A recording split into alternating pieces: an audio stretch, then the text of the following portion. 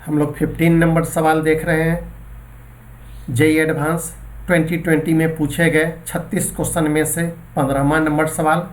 यह thermal physics का है, unit number 7, thermal properties of matter, chapter radiation. इसका एक पार्ट क्वेश्चंस का फोटोन थ्योरी पे भी है, ऑब्जेक्टिव मोड का सवाल है। देखा जाए सवाल क्या कह रहा है।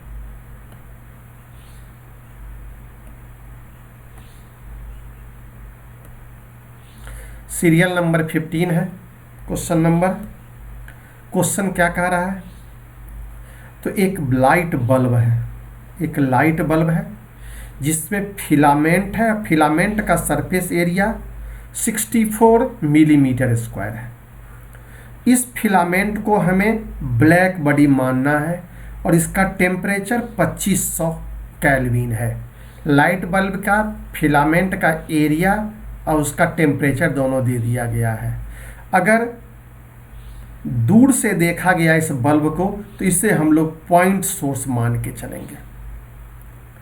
एक रात के समय में 100 मीटर के दूरी पर से इसे ऑब्जर्व किया जा रहा है और जो ऑब्जर्व कर रहा है, जो ऑब्जर्वर ऑब्जर्व कर रहा है, उसके प्यूपिल ऑफ द आई जो है, पीपल ऑफ द आई मतलब गौर करना है।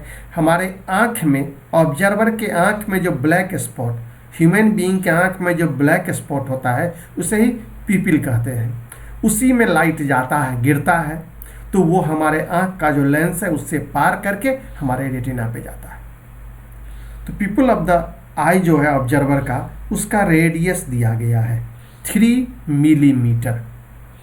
तो हमें ये 4 क्वेश्चन पूछ रहे हैं, A B C D. Data दिया हुआ है, डेटा में बोल्ट्जमैन कांस्टेंट दिया हुआ है, विंस डिस्प्लेसमेंट कांस्टेंट दिया हुआ है और प्लांक कांस्टेंट दिया गया है। स्पीड ऑफ लाइट भी दिया गया है 3 × 10⁸। यहाँ 4 ऑप्शन में से गौर करना है।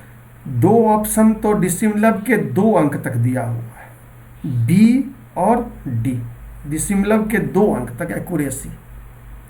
एक तरह से गौर किया जाए तो पहले में हम लोगों को पावर रेडिएटेड बाय फिलामेंट, दूसरे में रेडिएटेड पावर आंख में जो इंटर करता है उसका range, wavelength corresponding to maximum intensity और एवरेज वेवलेंथ अगर दे दिया गया है तो total number of photons entering per second in the eye of the observer. तो चारों सवाल को बारी बारी से बनाने होंगे।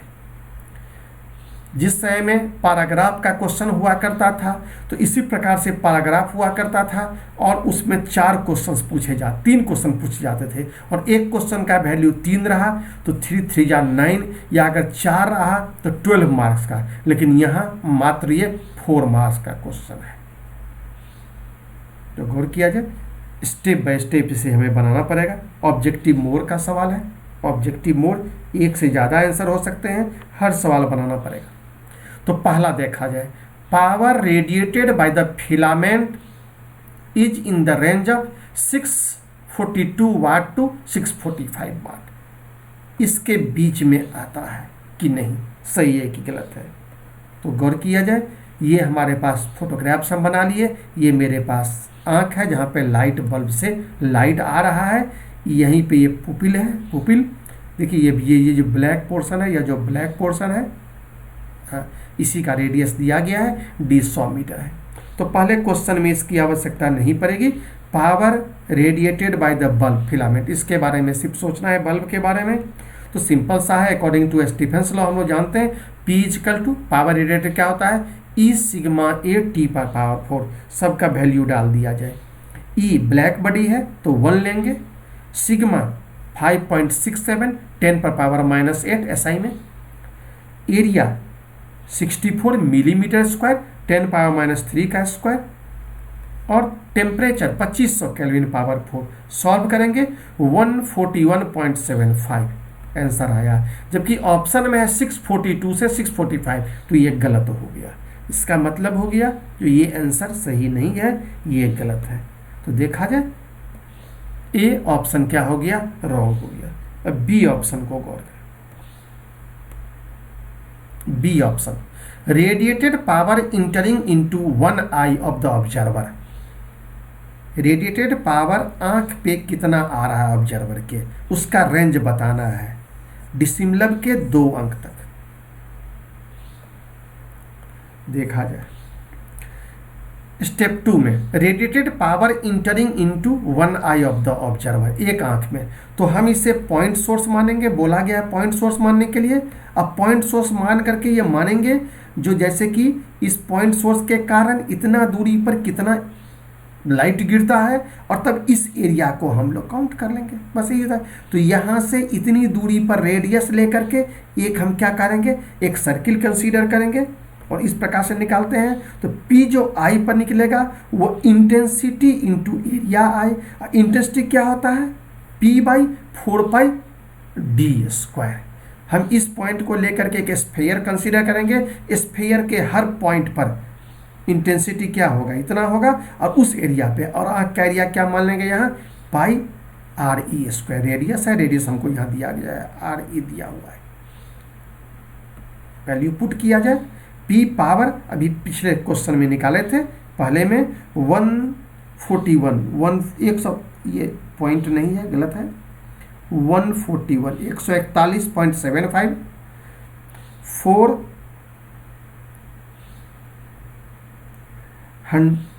D का स्क्वायर, पाई का ही वैल्यू यहाँ आ जाएगा, यहाँ पाई का भी वैल्यू आएगा, पाई का भी वैल्यू रहेगा, उसको डालें।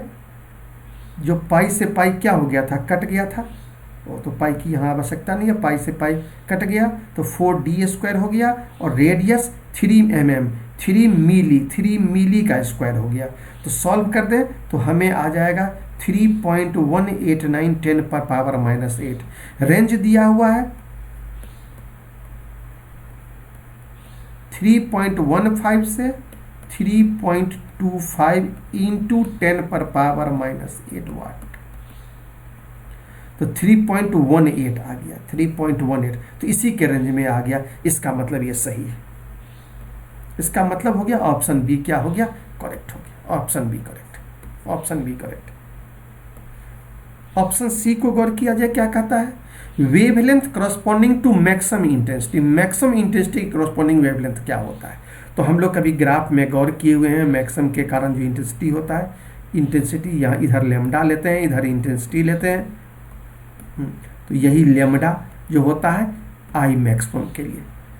विन्स लॉ यहाँ लगाते हैं, गौर किया जाए, करस्पॉन्डिंग मैक्सिमम इंटेंसिटी के लिए wavelength corresponding to maximum intensity. Step 3 में ये विन्स लॉ है, वैल्यू पुट कर दिया जाए। लेमडा क्या होगा, B/T, be constant, wins constant दिया हुआ है, और टेम्परेचर दिया हुआ था 2500 केल्विन, तो वैल्यू पुट कर देंगे 1160। आंसर है 1160, इसका मतलब यह भी आंसर सही होगा। 2 ऑप्शन सही हो गए, बी और सी। अब डी ऑप्शन को देखते हैं। डी में कहता है एवरेज वेवलेंथ दे दिया गया है एमिटेड रेडिएशन का 1740 नैनोमीटर, तो टोटल नंबर ऑफ फोटोन्स कितना इंटर करेगा पर सेकेंड आंख में, ये टोटल नंबर ऑफ फोटोन्स पर second.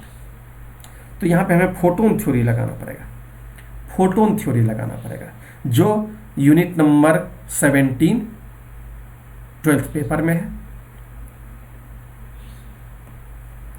Total number of photons entering per second in one eye, n equal to P/E power by. गौर किया जाए, हम लोग जानते हैं क्या, जो पावर जो होता है, इस तरह से गौर किया जाए, पावर जो होता है वो एनर्जी टोटल बाई क्या होगा, टाइम होगा, और एनर्जी टोटल जो होता है n इंटू एनर्जी ईच के कारण बाई टी, और यही n/t क्या हो जाएगा, n इंटू ई क्या हो जाएगा, ईच। तो इस तरह से हम लोग n निकाल लेते हैं, P/एनर्जी ईच फोटोन का, तो यही फार्मूला होता है, यही फार्मूला है। तो गौर किया जाए तो n P/E, अब Pi सही बात है, और E एक फोटोन का, hc/λ, लेमडा ऊपर चला गया, वैल्यू पुट किया जाए सबका। P P 3.189 10⁻⁻8, लेमडा दिया हुआ है 1740 nanometer, H Planck constant question में दिया गया था 6.60 10⁻34, और C वैल्यू डालें 2.79 10⁻11।